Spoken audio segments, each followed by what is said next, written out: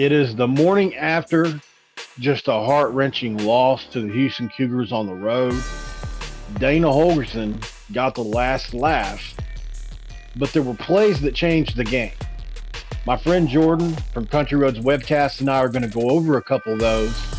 Not assigning blame, but we're going to talk about some of these right after this word from my sponsor. This episode is brought to you by Dutch Miller Automotive, where friends and family pricing means you get the best deal right up front on any new or pre-loved vehicle in stock every time. With brands like Chevrolet, Chrysler, Dodge, Jeep, Ram, Kia, Hyundai, Ford, GMC, Buick, and Subaru, the Dutch Miller Automotive family is always growing and ready to put you in the car or truck you've been searching for. Check out our inventory today across West Virginia at DutchMillerAuto.com or come in today to the home of friends and family pricing, only at a Dutch Miller Automotive store near you. This is for Cameron.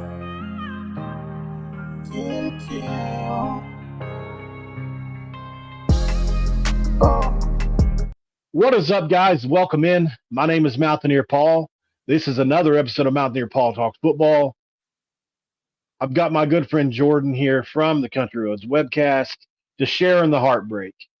We're going to talk about plays that changed the game, Jorden. But how are you doing this morning, man? I know it was a tough night yesterday. You told me that you did a lot, and I did to cope, which was play PlayStation 5 all night. Yeah. I feel like, usually I'm someone that, turns in, goes to bed early, but I couldn't last night. I don't know if it was adrenaline from, that crazy ending or whatever, but I feel like, I just sat down on the PS5 and I guess did a little bit of soul searching or something, just feeling so down and out. But the good thing I can say is, today's Friday the 13th when we're recording this. Unfortunately for West Virginia fans, I guess the spooky stuff got started a little bit early with the ending of that game, but I did wake up this morning, Paul, and I looked outside and the sky was still there. The sun still came up. So there will be another day, a brighter day for West Virginia moving forward, hopefully. It feels bad right now to be a Mountaineer fan after, suffering that defeat. But, the sky didn't fall. The sun came up yet again, and we still got a chance to have a good season. Yeah, it's going to be 9 days of people questioning our team. It's going to be 9 days of 14 kind of thing like that in our face. It's going to get thrown in our face a little bit.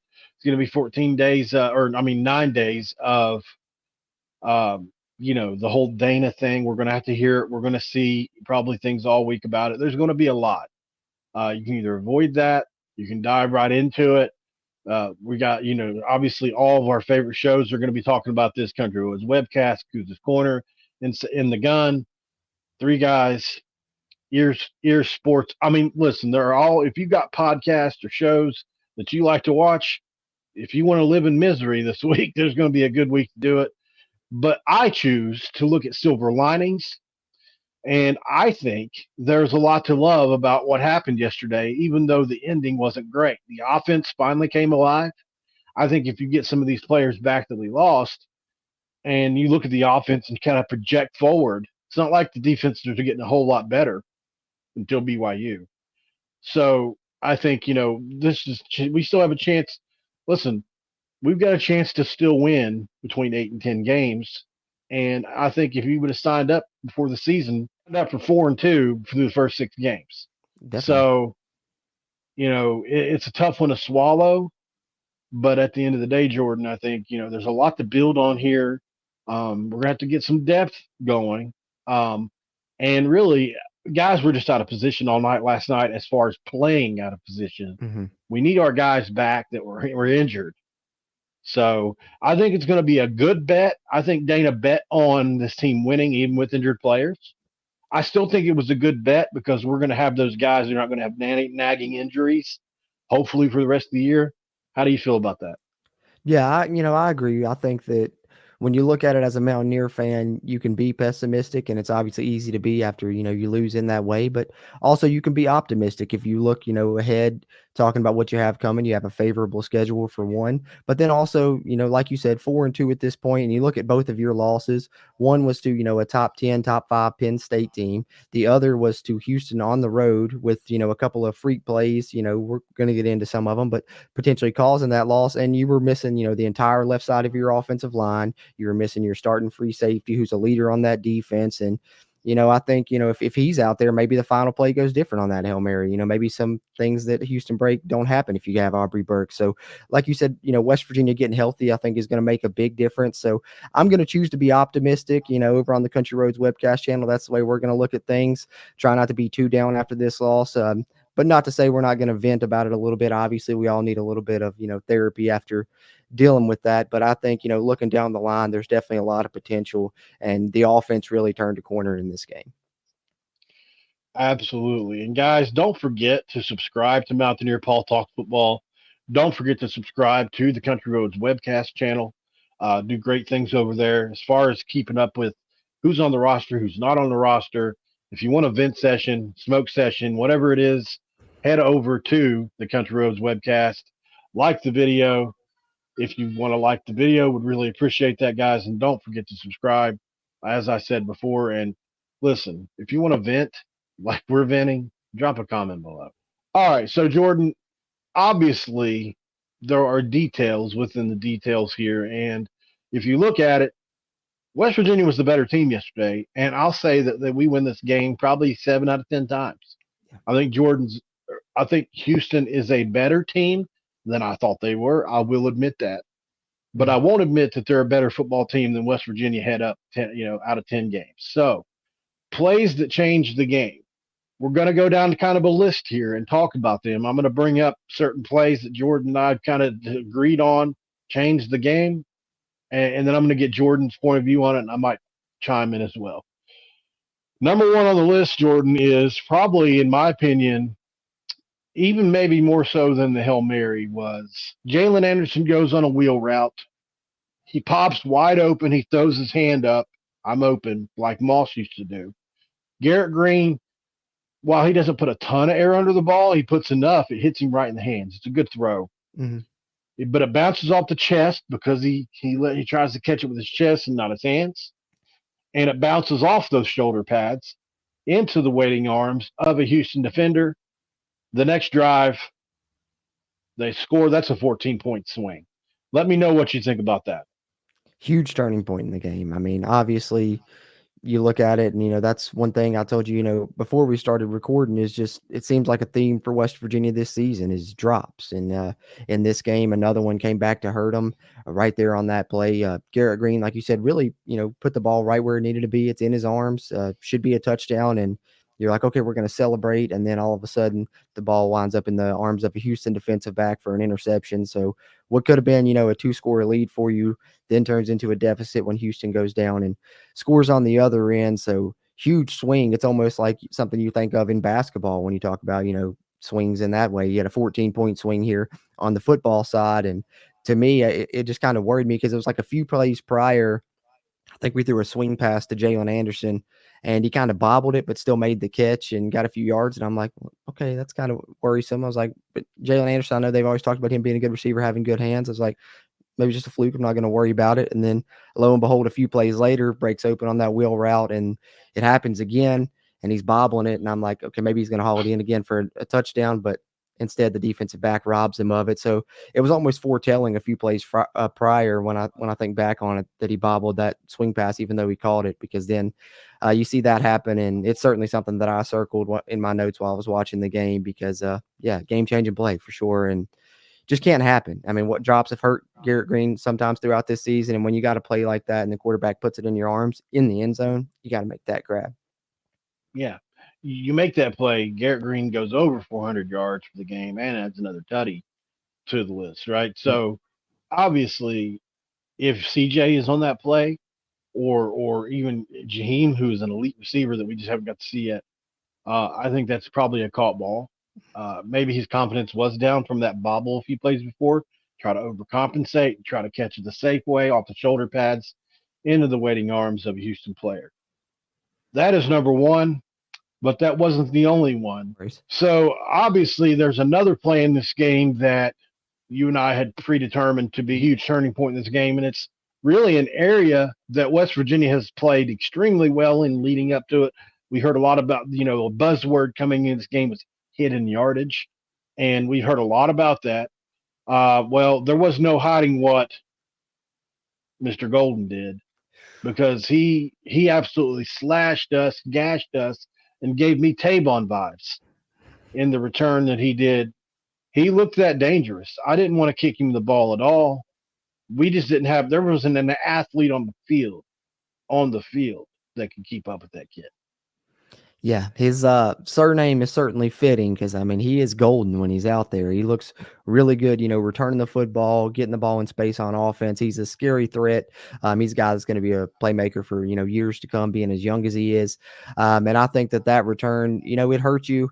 I think Neil Brown talked about it in the post game that they didn't exactly get the placement on the kick that they wanted, so that hurt him a little bit. But either way, I think that why not boot it out the end zone? I understand everyone's, complaints with that, especially when you've seen them do it before. But, they have game plans for a reason and they're doing things certain ways for a reason, but, didn't work out the way that they planned it. And when you have a game plan and you don't execute, that's the kind of things that can happen. And I think it just really surprised me in this game. Of course, I knew Matthew Golden was good and, not that Houston special teams was bad, but I think, when Neil Brown was hired, one of the things that he talked about was, being good in those hidden yardage areas, how good they were on special teams at Troy. As you mentioned, this season, it's really been, a reason West Virginia had played well was special teams. And you compare that to, the coach we're facing in Dana Holgorson. When he was at West Virginia, special teams were, a terrible, weakness for us during his time over, the course of the entire time. There were some standout moments, but overall it was really, a struggle for us that we weren't even putting guys back on punt return and things like that. So coming into the game, you'd probably expect West Virginia to have the advantage on special teams just based on your information you have on these two coaches. But I don't know if it's the change in scenery that's allowed Dana to put more of a focus on it, but special teams were a standout for Houston last night. The kick return touchdown. They also had a punt return touchdown that was called back because of a penalty. And, as much as West Virginia has used that hidden yardage and those special teams as a weapon for him this season, it really turned around and bit them the other way in this game. And was one of the reasons they lost this game was they lost the special teams battle. Anytime you don't have Joe DeForest on your special team staff, that's addition by subtraction, right? Yeah, that's so he can only go up from there. Automatic he can only go improvement. up from Joe DeForest, former Mountaineer legend, assistant defensive coordinator, and special teams coordinator. Yeah, I'm saying that with a bunch of satire dripping off me. I always liked the joke of people calling him Joe F. Forest because he didn't have the D. Well, maybe he couldn't see the DeForest for the trees. Hey, right? There you go. So obviously, this team struggled to capitalize on that second quarter defense, Jordan. I think there was a section of 5 3-and-outs by both teams right after the initial opening trade-offs of scoring. West Virginia really had a chance to take over this game. So you mean to tell me that Garrett Green threw for almost 400 yards and a couple touchdowns, had 50 on the ground, and they went 3-and-out 5 times? It's really inexplicable, the inconsistency here. Maybe they were finding their footing. I think they were still trying to run the ball really heavy before they figured out this team could throw it all over the yard against Houston. Mm-hmm. Had they figured that out just a little bit sooner and maybe been a 2 runs to 1 or 2 throws to a run per 3 downs instead of vice versa, maybe this ends up a little bit different story. But it's, I don't want to criticize Neil. I thought he called a beautiful game overall. I did too. But at the end of the day, this offense is culpable for just the lack of production on those 5 3-and-outs. Yeah, I mean, looking back, it's one of those deals where I guess, hindsight's 20/20, but when you're looking at sequences that really affect the game, no one may be bigger and more important than this sequence because you got the advantage in the game, and it's at a point where if you, can drive down and score on any one of those drives, really, you can really take a commanding advantage that maybe then Houston bows out. They don't want to fight and battle with you, anymore. And even 3 points. Yeah, even 3 points would have made a huge difference there. You could have really hurt them, killed their spirit, because what have we seen from Houston throughout the Big 12 season prior to this game was second half collapses. But maybe in this game, in that second quarter, you let them stay in it to the point where they end up, going into the half with the lead. So they have more confidence going into the break, and you see them have their best second half performance they've had yet this season. So I think, West Virginia scoring on any one of those drives maybe could have changed that. Of course, we'll never know now in hindsight. But, having said that, I do want to say I don't want to critique Neil Brown's play calling too much, as you mentioned, because I think probably the one of, if not the best play calling games that he's had at West Virginia. I was super impressed with how they schemed things up in this game and how they opened up the offense overall. But when you look at that second quarter sequence, it's certainly an eyesore and something that really just can't happen, especially with what type of game this ended up being. It ended up being a shootout. If you get a couple scores in there, it's different. It's 2-point game. So like you said, even a field goal, we win by 1.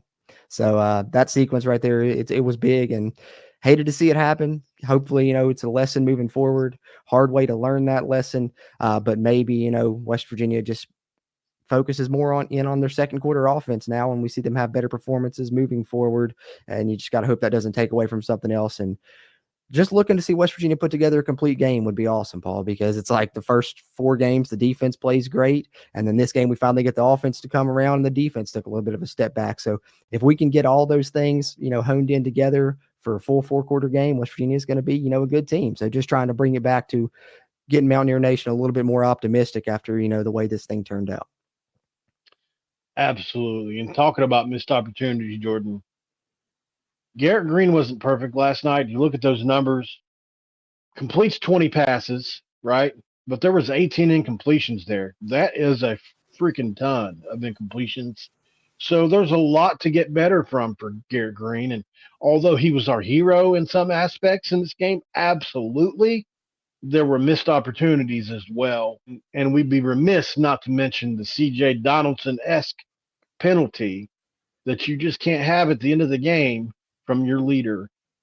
C.J. Donaldson's a young player. Garrett Green's been around for 3 years now. Can't make this mistake, no matter how fired up you get. This, along with a couple wide open, man, the Traylon Ray, I mean, they highlighted it on the screen perfectly. Traylon Ray shook somebody out of their shoes so quick early in the game. It was insane how open he was down the seam. And unfortunately, he just wasn't seeing the field well on this night until late in the game. Talk about these two things together for me, Jordan. Obviously, the missed opportunities, throwing the ball, and the penalty. I don't know which one's worse. Yeah, because, shout out to Garrett Green, first of all. Like you said, definitely probably the MVP of the game if you're West Virginia. His career high, in passing yards and did some great things. Double-edged sword. Yeah, exactly. It's a catch-22, especially in this game with the way it turned out. But he did make, the big play there at the end with 12 seconds left. But then, of course, I guess that's Garrett Green in a nutshell for you, right? You get the huge play that gets you so excited, but then you get the, quote unquote dumbass penalty, which is what he called it in, his post-game press conference. So I think, that's, Garrett Green in a nutshell, real high highs. And then sometimes you get those real low lows and those mistakes that are going to cost you. And so obviously the penalty stands out, but you mentioned some throws that he missed. And I think the sequence that I point to in addition to that second quarter was West Virginia down 28-24, gets the ball back. And they've got on first down a deep over route to Devin Carter, something they went to a lot in this game, and he was open consistently on that play. And on 1st and 10, he's open on it again. Garrett Green just slightly, overthrows him a little bit, misses that throw. Don't really think anything of it. You're going to miss some throws throughout the game. And you go on, have your second down run play, and then you get a third down and third down and 5, I believe it was. They swing C.J. Donaldson out of the backfield on that wheel route that, was beneficial for him on the night as well. And he's wide open. No one covers C.J. in the game. I mean, on that play. And Garrett just, misfires that one. And, I thought to me that might be the sequence that, cost West Virginia the game. I wrote down in my notes. Of course, it ended up coming back to West Virginia. They, Houston would score, but West Virginia would make their comeback, as we all know. So maybe it wasn't as impactful as it could have been, but I think, those are the type of plays you look at as Garrett Green continues to evolve and improve, that he has to make those throws, because not once, but twice in that 3-play sequence in a very critical situation in the game does he miss guys that were wide open. It's one thing if they're covered and, they drop it or, something like that. But when they're wide open, you got to make those throws. So early in the game, we harped on the receiver. Green put it in his arms and bobbled it for an interception. This one, you got to give, Green a little bit of criticism to go along with the credit when he missed those couple passes. And then, of course, the penalty. Obviously, that's what everyone's going to talk about. Game changer. And I think emotions run high at that point, but you just can't make that mistake, especially when, as you mentioned, C.J. Donaldson already had a penalty for doing the same thing earlier in the season. maybe at that point you think the game's over and you don't care, but you just can't ever have that type of mentality if you're trying to be a disciplined team like West Virginia is. But I also thought back and made me think about 2018 against Texas after, Will Greer hit Gary Jennings, same exact thing, got a penalty for celebration. They had to kick off, short and gave, Texas a shot at a last play there. But unfortunately, they were able to come out on the winning side of that one. So I guess, the point I made was maybe Dana just has, rabbit's foot in these late game situations because he was able to come out on the winning side of them both times, I guess. But as far as Garrett Green is concerned, great all around game. Got to get, more consistent, I would say. I think if he can, get his completion percentage up a little bit, it's really going to make a difference. But can't complain on him too much when he has the career night that he had, but you certainly can complain about the penalty. Absolutely. And he should have had 5 touchdowns, no picks, right? Yeah. He ends up with 4 total touchdowns, 2 running, 2 passing, and the 1 pick that is obviously, like Neil said, should be a fumble. Unfortunately, that's not how they score it. And so we end up where we end up, not too long after Garrett misses these plays, a few things happen. And then, oh, by the way, Hudson Clement somehow catches a bomb with 12 seconds to go, basically, gets in the end zone. Give me your thoughts at that very moment. How did you feel? You told me before we got on that it was, what was it? It's poetic justice, man. Poetic justice. Because everyone knows. Talk about a thumbnail. Yeah, exactly. And that's what I was thinking. I was like, oh, this is going to be perfect topic. This is the way to end the game right there. Because we all know the things that Dana had said about, not being able to win with West Virginia kids, West Virginia recruits. So I was just going crazy at that point that, oh my gosh, Hudson Clement scored a touchdown, 12 seconds left. We're going to beat Houston with a West Virginia kid making the game winning play. I was like, that's fitting. That's poetic justice. I literally was explaining to my wife like the entire situation. And that's why I literally missed the penalty on Garrett Green, because I was like, no, you don't understand. He said this about West Virginia kids. That's a West Virginia kid. He just shocked him. We won the game on the last play. I'm going crazy. So I completely missed the penalty. By the time I come back to the screen, we're kicking off from, the 25 or whatever, and I'm trying to figure out what happened. And that ended up hurting us. But man, if that's what I said in the post-game show as well, was if you're a West Virginia fan and you want to rewatch this game, just act like the last 12 seconds didn't happen. Just cut it off after that Hudson Clement touchdown. And man, that's a storybook ending if you're a Mountaineer fan. Unfortunately, in reality, it didn't happen that way, but how close was it to being, storybook ending? How close was it to be in reality? Well, I'll tell you how close. Hail Dana, right? The Hail Mary. Way. So got to give credit to Donovan Edwards here. He was able to break contain. They had a spy on him. He breaks contain. He runs to his left. Dana pretty much said in his post-game press conference, he had to run to his left, get his hips flipped, and then throw that thing up in the air. Obviously, you got 2 guys tipping the ball, or just like in volleyball, similar, 2 guys to tip it, 2 guys to trail behind and catch, hopefully, the tip ball. And that's exactly how it played out, Jordan. Just an improbable, less than 1% Hail Mary happens to our beloved Mountaineers, spurring us from getting an unbelievable 5-1 start. Speechless, right? So, yeah. Give credit to Donovan Edwards. I thought he played his ass off in the second half. Give credit to Johnson, the Johnson kid. We heard a lot about the other receivers, not him, and he had the best game of all of them. Mm-hmm. Break this down for me, Jordan, and just take me through your emotions throughout this process. Well, it's just a crazy situation to go from, such an emotional high to an emotional low within, such a short span of time. Talk about a roller coaster. Exactly. And, when it happened, it was literally just stunned silence, because I had already, started typing out some text message, like a big text message talking about, oh, West Virginia kid did it. And I didn't push send yet, because I'm like, well, let me make sure. And so then the play created happens. An entire thumbnail. It went live. Oh, dude, I'd already set up for the post game. I was like, all right, we're going to go ahead and run it. I wasn't even going to watch the last play. I debated on it, but then I was like, well, I'm going to make sure.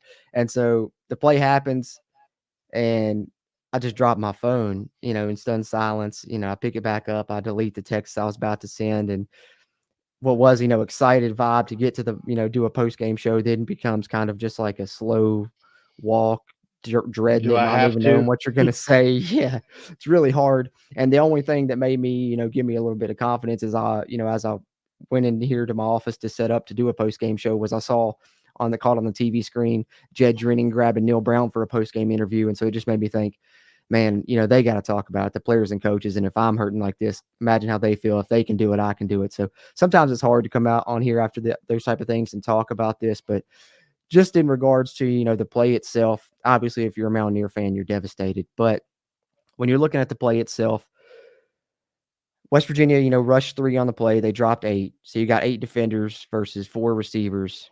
You can't let them catch that football. You got the numbers there. Tackle them, whatever you got to do. I was about to say, make them run one more play at the goal line, something. I think obviously West Virginia had no timeouts left, so you're doing it on the fly in the heat of the moment. Maybe if you have, a timeout or a chance to group your guys together and remind them, hey, bat this ball down, go up like you're a volleyball player. I mean, freaking punch the thing with your fist, anything. But if you go back and watch the play, what happens for whatever reason, the West Virginia defenders go up, with their hands trying to catch the football. And instead, Joseph Manjack, the Houston, receiver, tips the football. Stephon Johnson's trailing the play, as you mentioned, makes the grab. I'm looking for the ball to hit the ground after it's tipped. The ball never drops. Instead, my heart just drops to the floor. And West Virginia suffers, a heartbreaking defeat. If you're a West Virginia fan, I don't know what to say. We're More of all the just same. It's sharing. what it is. Yeah, I mean, we're all sharing the same sentiment. We're like, are we cursed? It's Heartbreak City, and we're also all like, how do you not bat the football down? But if we're feeling that way, I promise you, the guys that were on the field are beating themselves up more than we could ever imagine. So let's not be too hard on the team, too hard on the guys. That's my final thing. I know it's heartbreaking, and just in regards to that, I know I keep trying to bring it back to optimism, but I think this team's going to need this fan base to really rally around them after suffering such a hard loss. And this team's got a chance to be really good, and we need to, support them moving forward. Let's not get down on them. Let's not get down on the coaching staff or the players after, they've suffered such a crushing defeat, just as we have as a fan base. So Hail Dana instead of Hail West Virginia is what it ends up being at the end, as he has the Hail Mary there and wins, a crazy game. But looking at it objectively, if you're a college football fan, I guess, what a game, and at least, if you're a West Virginia fan that watched it live, you get to say you were a part of it. Unfortunately, it didn't come out the way you wanted it to, but an awesome college football game. And as Dana said in his press conference, Paul, we got a chance to watch it. He never experienced nothing like that in his 32 years of coaching. I never experienced anything like that as a fan of West Virginia football. Don't know if it's ever happened in the history of West Virginia 96 football. Miami. So, yeah, crazy. Hail Mary. And few and far between that it happens. But like I said, we just got to look down the line now. We can't go back. I wish I had a time machine and it was Thursday all over and we could replay the game, but we can't. It didn't end with the storybook ending with Hudson Clement. It ends with the Hail Dana, the Hail Mary that defeats the Mountaineers. Heartbreaking, but all we can do is look forward. Yeah. I love that soliloquy, the way you broke that down. It was great. You know, I was speechless. And, to just go back to one thing, I put a thumbnail up that said the miracle season continues. And then West Virginia beats Houston in bold letters and clock that thing into the YouTube live algorithm. And so obviously everybody was like, because I changed the thumbnail, hit play, and they're like, your title. And so I went the entire time with my title being, obviously, I think my thumbnail said what happened. And then my title said West Virginia beats Houston. Oh, so stupid. But I was so jumbled there, and it just, Hey, man, I you think it weren't the brought a only couple one. extra viewers in. Yeah. Yeah, I was about to say, I'm sure So that happened to a lot of people that they were preparing. Okay, it's about to be a Houston win. And then, 30 seconds later, they're like, oh, no, I'm writing about a West Virginia win or I'm podcasting about a West Virginia win. And literally within a span of, 60 to 90 seconds, they didn't know what type of win or loss they was, reporting on. It was insane. it was insane, man. And listen, these kids have basically what, 9 days to prepare for Yeah. an Oklahoma State team that's coming off a win. Um, I assume Oklahoma State has to play Saturday, so Mhm. we'll see how they play. if they win again, then they all of a sudden might be the favorite in this game. It's You good look at chance. that. But I have a lot of confidence in this team to come back and play well against the Oklahoma State team that's not as good as they have been. This is not the team from when Major Harris retired his jersey that game. Oh my God, when they dominated us at home a couple years ago. Um, Yeah, they should have plenty of motivation for after that one. Looking at the last time they were in town. Yeah, definitely. yeah, yeah. So and this is you get a get right game. It's at home. We have the best fans in college football, some of the best. And this needs to be 60,000 plus. Rocking that stadium, supporting this team, got a chance to get to 5-2 and beyond. So season's not over. People have to move on. It's already freaking Sunday. Or I'm sorry, it's not Sunday. It's Friday. Normally it It's would be, yeah. basically yeah. Tomorrow is going to be a Monday for them, probably the way they're going to play it. I would imagine. They might give them a couple of days off, but we're going to be healthy and ready to go. Jorden, I appreciate you for coming on, man. Tell everybody where they can find you really quick before we jump off here. Appreciate that, Paul. Thanks for having me on. And going to return the favor. We're going to have Paul over on the Country Roads Webcast soon. So if you don't subscribe to us, be sure to hop over there. Give us a subscription so you can come catch Paul on our channel soon too as well. We, like Paul said earlier, we do a lot of West Virginia sports content, football and basketball wise, covering the roster, covering recruiting, a couple long form podcast episodes a week you'll find there and on any podcast platform, and a couple live streams a week where we get a chance to chat with you all as well. But appreciate you having me on, Paul. Looking forward to better and brighter days ahead. I think they're coming down the line. Obviously stinks right now. It's good for the team. They got the extra prep time for Oklahoma State. Kind of sucks as a fan. You got to, dwell on it for 9 days instead of 7. But, hopefully that just makes, a victory sweeter when it comes back around. And hopefully it starts with that Oklahoma State game. Well said, my dude. All right, guys. Thank you all for tuning in to Mountaineer Paul Talks Football. Don't forget to like, subscribe, share it, all those things. Don't forget, we have memberships now. We have 18 members on the 2 tiers we have, whether that's a Mountaineer Fanatic or a Mountaineer Insider. We thank you, all of our new members. I will be posting after this video, probably in the comments of this video as well, a link to our Discord server. Certainly want to have you there, guys, because we're doing all kinds of cool stuff. We'd be watching college football games together live on StreamYard. If you're coming over the Insider platform, I'll be giving you some inside info that I have from time to time. Jorden can attest that I do get that from time to time. So I'll be happy to share that with you guys. Nothing else to say from me. Jorden and I are looking forward to better days as Mountaineer fans. As you always know, you're only as good as your next win. Hopefully that happens in Oklahoma with Oklahoma State coming to town coming up, guys. This has been another episode of Mountaineer Paul Talks Football. This episode is over. We are out. This is for Cameron. 10 kill.